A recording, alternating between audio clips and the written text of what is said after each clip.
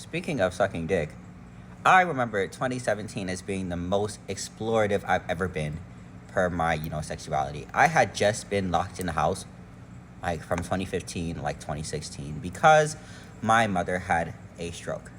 So I couldn't go anywhere. And my mother was a single mom, so couldn't do anything. I went to church, went to kudos, went to step practice, went to school.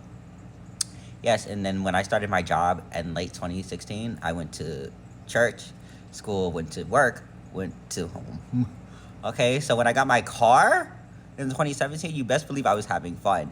And being that I was newly outside and had been entrapped as a child, like protected really, but also not understanding the real world and how it really actually operated because I was so heavily indoctrinated by religion because I grew up Pentecostal. I was kept in the house and everything outside of the house was scary. So, yeah. I knew I liked guys though, so there was that. So back in 2017, again, I worked at ShopRite as a bagger in North New Jersey. If you know the ShopRite on Springfield Avenue, that big one, it was right around the corner from where I lived. I lived in Society Hill, best place to live, actually, because it's in the middle, smack in the middle of like Newark. You can go downtown, uptown, really. University Hospital, where I was born, right there. Ooh, I'm adopted also, but that's another story for another day. I worked at ShopRite, and I met this gentleman called, we're going to call him Jay. I met Jay at ShopRite. Jay was a stalker, if you will, worked in like back of house. So I met Jay one day while he was putting stuff up, if you will, stocking the shelves, right? And I met him in the receiving area. So as a bagger, if you worked at ShopRite in like the early 2016, 17, like you would be poised with the task of like putting stuff in the receiving, things that had to be thrown out, like toward the end of the night or as at the end of your shift.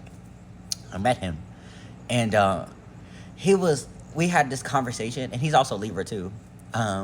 He swooned me. Like I saw him, and he said some like crazy like underlying like sexual shit, and I was like, oh, like, but it wasn't so overtly sexual. It was kind of like implied. You had to like, if you know, you know. As a Libra, you understand like they are slick with the tongue, literally and figuratively. So you understand like they can like flirt, like implied flirting, and he was flirting hard. And I was like, wow, this is the first time I've ever met somebody who was that forward with that shit, And it was not so like overtly explicit, like, but I can read in between the lines. I was like, oh, that's amazing. And then like he helped me with the garbage or something, to like be lifted. And it was so, you had to be there. It was so amazing. And what I mean by helped, it was like he helped me, and as a person who had just gotten out of like lockdown, essentially, I said, ooh.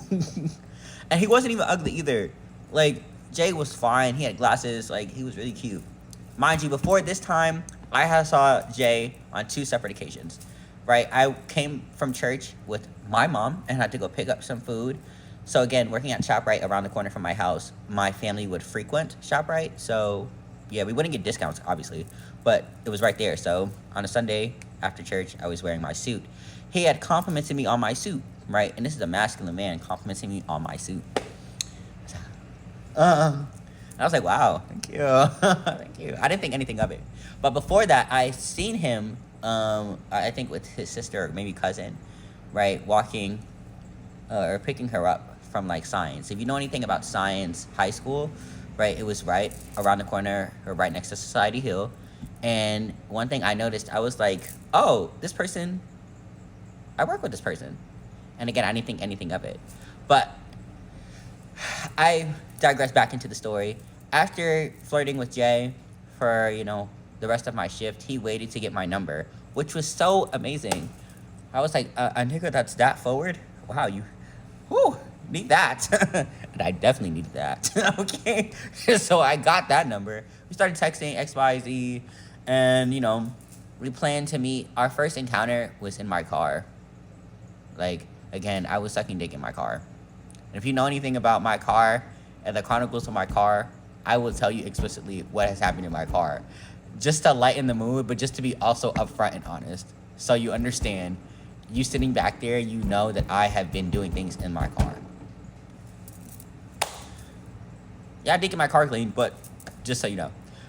So, yeah, it sucked that man stick in the back of my car. Did. Rightfully so. And, it's amazing. Amazing. I remembered that day like it was yesterday.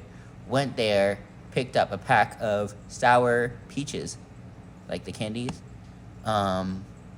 Yeah, picked him up, went to a secluded area, and did what I had to do.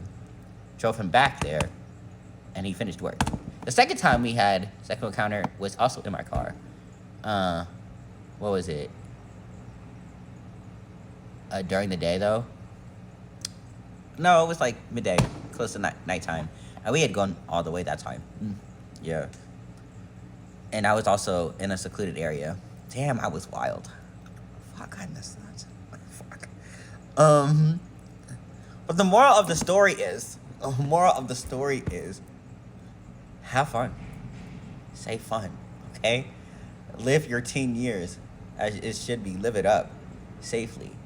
I actually will be back to tell you what I learned after these experiences, because there's more to this story, like elongated, like a year span after I had left working at ShopRite, that I actually have to tell you, because the story doesn't end here, right? This is just the beginning of how I met this person.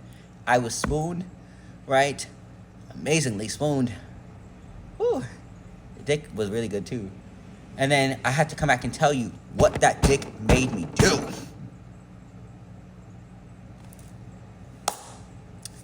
Thank you, it's me, Trey. Thank you for listening to my story time. Have a great day.